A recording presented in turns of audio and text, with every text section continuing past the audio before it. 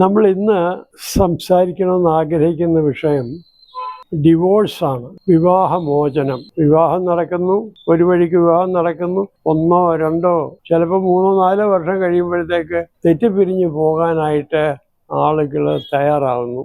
എന്തുകൊണ്ട് ഇങ്ങനെ സംഭവിക്കുന്നു? നമ്മൾ നേരത്തെ പറഞ്ഞ എപ്പിസോഡിൽ പറഞ്ഞിരുന്ന ആ സ്നേഹമെന്ന സംഗതി, പരസ്പര സ്നേഹം, പരസ്പരം ചിരിക്കാൻ സാധിക്കുക, പരസ്പരം അംഗീകരിക്കാൻ സാധിക്കുക, അങ്ങനെയാണെങ്കിൽ മാത്രമേ ഒരുമിച്ച് ജീവിക്കാനൊക്കെയുള്ളൂ. വിവാഹം കഴിക്കുമ്പോൾ വരനാണെങ്കിലും വധുവാണെങ്കിലും ഒരുപാട് എക്സ്പെക്റ്റേഷൻസുമായിട്ടാണ് വരുന്നത്.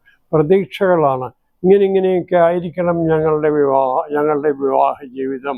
അത് ഒരു പ്രീ മാരിറ്റൽ കൗൺസിലിംഗ് നടത്തിയിട്ട് എന്തൊക്കെയാണ് ഞങ്ങളുടെ പ്രതീക്ഷകൾക്കനുസരിച്ച് സംഗതികൾ നടപ്പാകുമോ, അല്ലെങ്കിൽ എവിടെയൊക്കെയാണ് നമ്മൾ അഡ്ജസ്റ്റ് ചെയ്യേണ്ടത് എന്നൊക്കെ തമ്മിൽ സംസാരിച്ച് പ്രതീക്ഷകൾ ഒഴിവാക്കണം. പ്രതീക്ഷകളുമായി വിവാഹത്തിലേക്ക് കയറി വരികയാണെങ്കിൽ നമ്മൾ കണ്ടീഷൻസ് വെക്കും. Your love will be conditional. വ്യവസ്ഥകൾ വെച്ചിട്ടുള്ള സ്നേഹമായിരിക്കും. അങ്ങനെ വ്യവസ്ഥകൾ വെച്ച് വിവാഹ ജീവിതത്തിലേക്ക് പ്രവേശിക്കുകയാണെങ്കിൽ നമ്മുടെ പങ്കാളി എന്ത് ചെയ്താലും നമുക്ക് തെറ്റായിട്ട് തോന്നുള്ളൂ.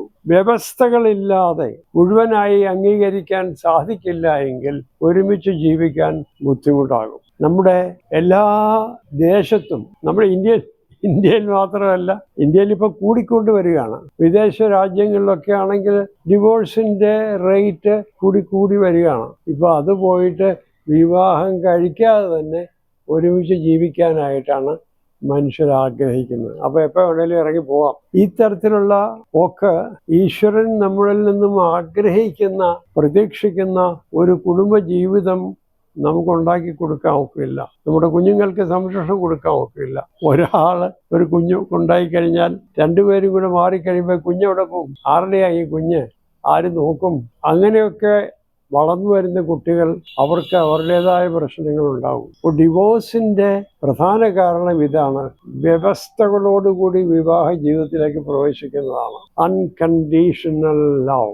അതിനെ നമ്മൾ ശരിയായി പറയുകയാണെങ്കിൽ അതൊരു ഡിവൈൻ സ്റ്റേജ് ഓഫ് ലവ് ആണ്. അത് എല്ലാവരെ കൊണ്ടും സാധിച്ചെന്ന് വരികില്ല. അപ്പം അങ്ങനെയാണെങ്കിൽ നേരത്തെ പറഞ്ഞ് നമ്മൾ തമ്മിൽ ഒരു അണ്ടർസ്റ്റാൻഡിങ് ഉണ്ടാകുകയാണെങ്കിൽ കാര്യങ്ങൾ സുഗമമായിട്ട് മുമ്പോട്ട് പോവുകയും ചെയ്യും. ഒരു ഡിവോഴ്സിന്റെ ആവശ്യം ഉണ്ടാവില്ല. അങ്ങനെ ഉണ്ടാകാതിരിക്കട്ടെ എന്ന് നിങ്ങൾക്ക് വേണ്ടി പ്രാർത്ഥിക്കുന്നു. Thank you.